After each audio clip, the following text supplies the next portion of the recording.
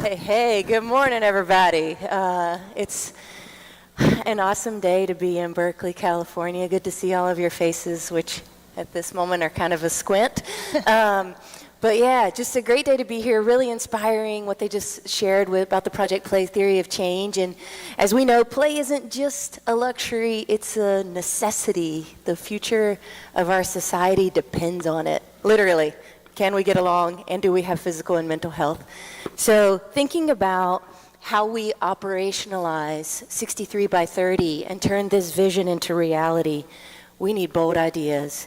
We need strategic action, and we need a collective commitment. And so we have these amazing panelists who are going to share some of the initiatives that they're working on, but you're not off the hook. So your hook has just landed, just so you know. It's going to take all of us. And, you know, like dating, 63 by 30 is not going to happen by chance. So you got to get on the apps. Shout out TeamSnap.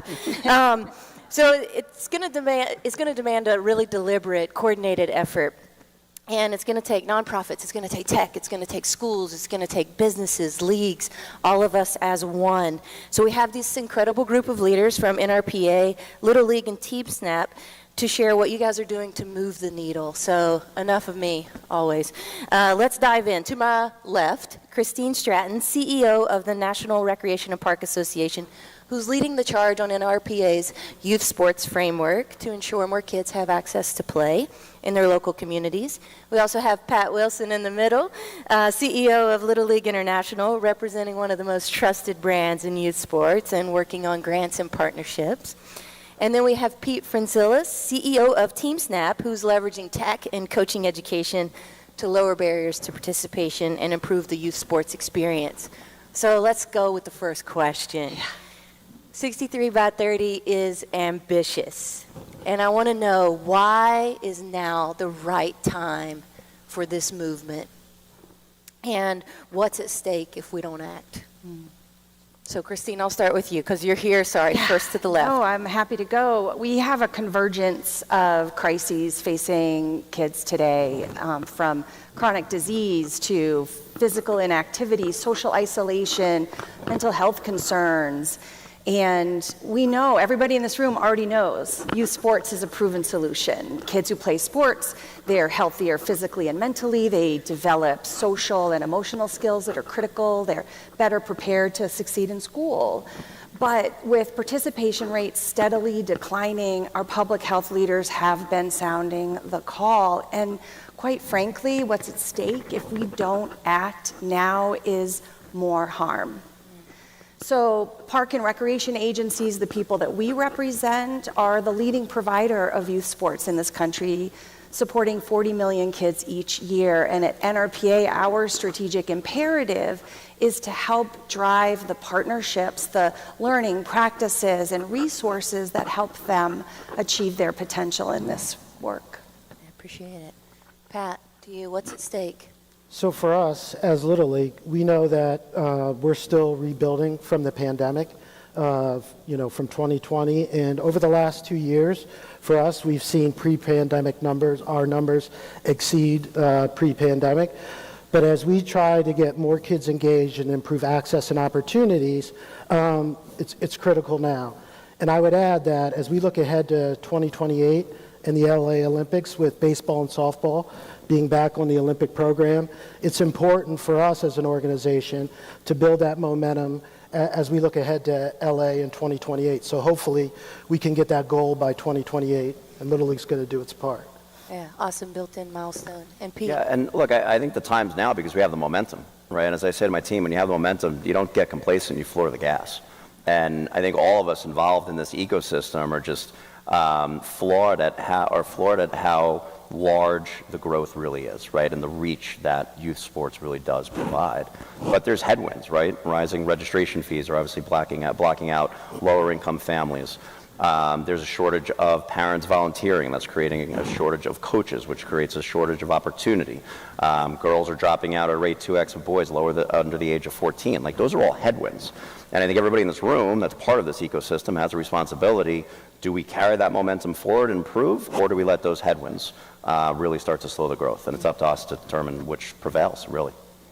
Yeah, I appreciate it. So before we hear each of your individual initiatives and some of the partnerships and cool things you have going on, let's just go ahead and show the 6-year plan. So the slide here, and the good news is we have a plan. The weird part is we don't know what kind of curveballs or chainsaws might actually happen in the meantime. So the plan for this year is how do we rally parents and caregivers? How do we equip and engage them and make them the smartest people in the room when trying to decide and make decisions on youth sport for their kids? So the call to action this year that we're hoping all of you all can get behind, what can we do to equip parents and caregivers? Then, as you see, we have next year, we're going to turn our attention to empowering facility operators and so on and so on. So there is a call to action, a catalyst event for each year over the next 6 to try to hit this 2030 goal. So in 2025, we have the ESPN Catalyst campaign, which Take Back Sports, which they're going to share in more detail, and you'll hear about throughout the event. But we need help from all of you all thinking about other storytelling and media opportunities, thinking about local activations, thinking about curriculum that you have, rubrics, checklists, parent resources. All of those things are going to be incredibly valuable. Aspen, obviously, we just had a parent survey and have been releasing pieces of that, and then hosting sessions here so that we can convene and talk about it, network, dream big. And then we will also launch a parent resource hub on the Aspen site, so that's coming. And then if you look at 2026, we're going to turn our attention to sport facility operators. So those who grant access, who provide access, safety, quality youth sport programs. We're looking specifically at the Children's Bill of Rights and how these guiding principles can help shape things. And we're looking at the FIFA Men's World Cup as an opportunity to leverage eyeballs, money, media to change the landscape for youth. And so this is how we move forward, step by step, year by year, all of us. So thinking about that, I want to give some specific examples because your wheels are turning and you're like, okay, but how? Or I'm doing this, but how can it plug in? So I'm going to start with Kristine, and I would just love for you to tell us a little bit about the Parks and Rec system, the Generation Youth Sports Framework that you all just released, which is so good, and how it helps communities just really increase participation. Yeah, thank you so much. So at NRPA, we believe everyone deserves a great park, especially kids, and we know that millions of kids play their first sport in a park. But unfortunately, millions more don't because of access issues, because of disparities across income, ability, race, and gender. So looking at these access issues and gaps, and with support from Musco Lighting, we developed this youth sports framework. And in it is full of actionable strategies that park and rec agencies, youth sports organizations can put into place to drive participation. But participation, getting folks interested in at the start is just one important step. We have got to do, Pete mentioned the dropout rate for girls in particular. We've got to do a better job keeping our kids engaged, right? So that involves things like better training for coaches, recruiting coaches that look like the kids they're serving, which in the case of girls means recruiting more women in to coach. And really listening to the kids that you heard on the stage earlier, knowing that youth are born leaders, they have a voice, and listening to what they want.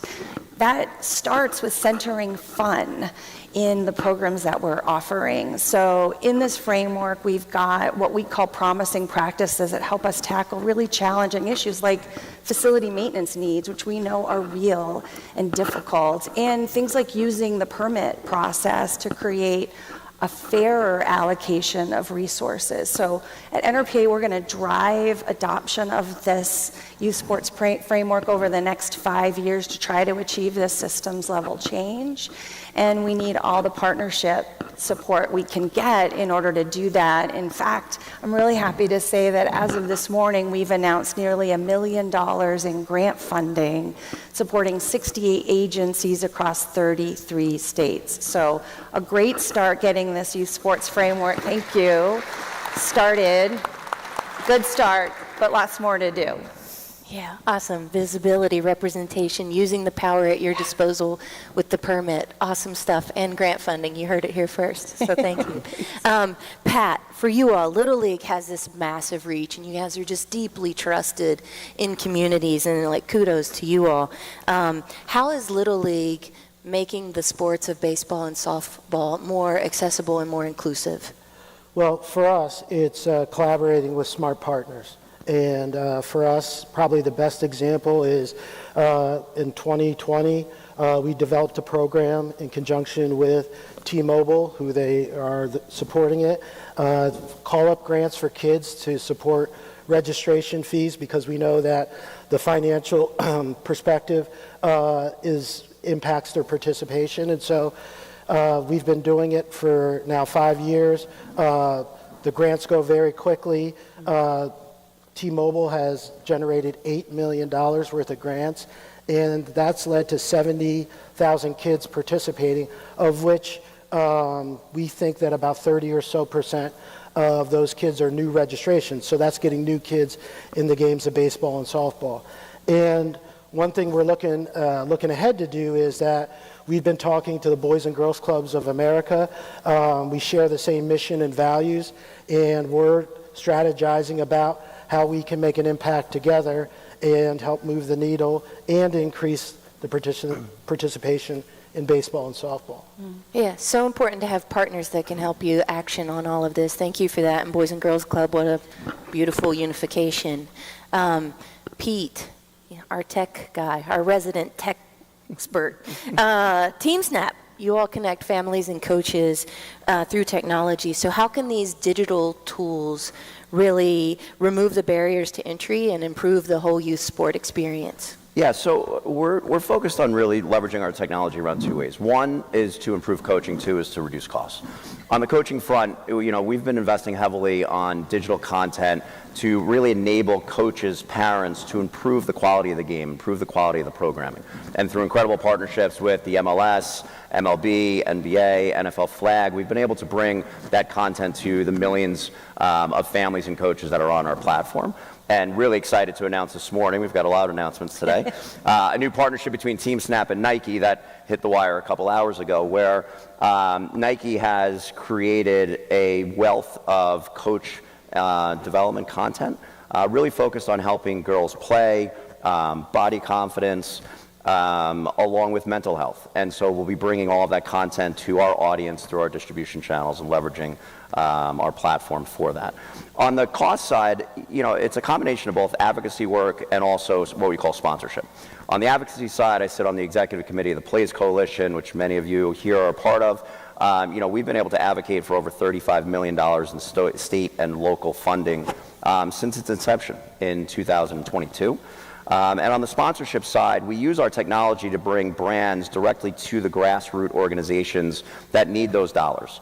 And over the course of the last few years, TeamSnap's been able to bring that investment of nearly about $20 million directly into the communities. This is lower registration fees. This is for uniforms, for equipment, for better sport facilities. And we just announced a multi-year deal on partnership with Spectrum, which we believe is the largest grassroots sponsorship engagement of its kind. But this is real impact, right? These are real dollars impacting the local teams and organizations providing the sport, and that's where we've been focused. That's amazing. I mean, yeah, money drives opportunity, and so to see that is incredible. When you think about 63 by 30, right, it's a systems change. You're going to have to change hearts, minds, culture, action. So thinking about it systemically, what's one immediate step that audience members can take as they leave this summit to help move the needle? And then, what is the key to achieving 63 by 30 from your perspective? And Pete, I'll start with you, and we'll work our way down. Yeah, look, there's an incredible amount of participation that's going to be here today, tomorrow, an incredible amount of excitement and energy. I think you're hearing from the three of us, it's all about partnership. I don't think any one of these organizations or any one of our organizations can do this on our own, but the power of partnership is really how we get to the 63 by 30 goal.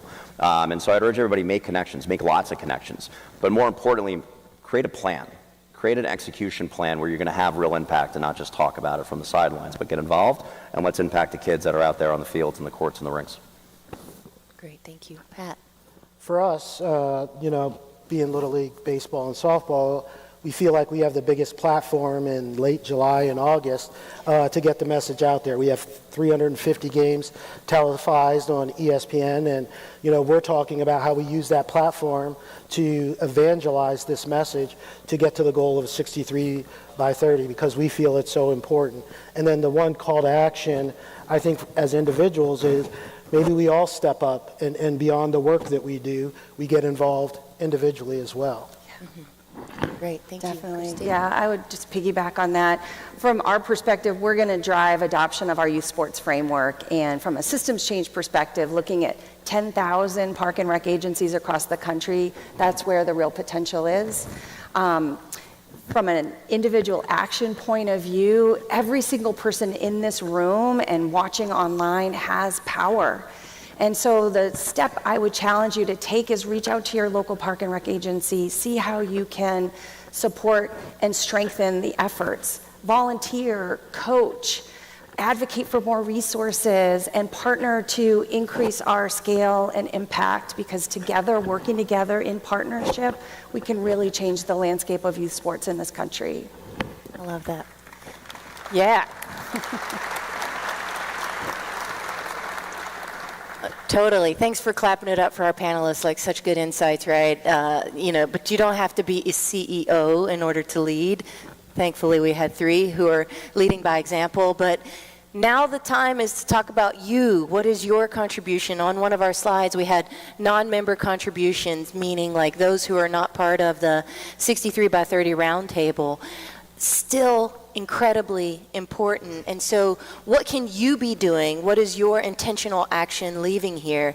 Thinking about education or storytelling or local activations when you interface with parents. What can you do to make parents and caregivers the most equipped people in the room? How can you join us in this rallying cry to empower those who are the decision makers for the family?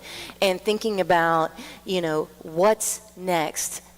Your bold ideas is not just about what comes from this stage, it's about what your bold ideas are and how we can feed off of each other. So if you have something, shoot it our way, let's amplify it, let's do this together. A huge thank you to the panelists, to the Aspen team for putting this event on, and look forward to continuing the conversation for the rest of the day. We have work to do. Thanks so much.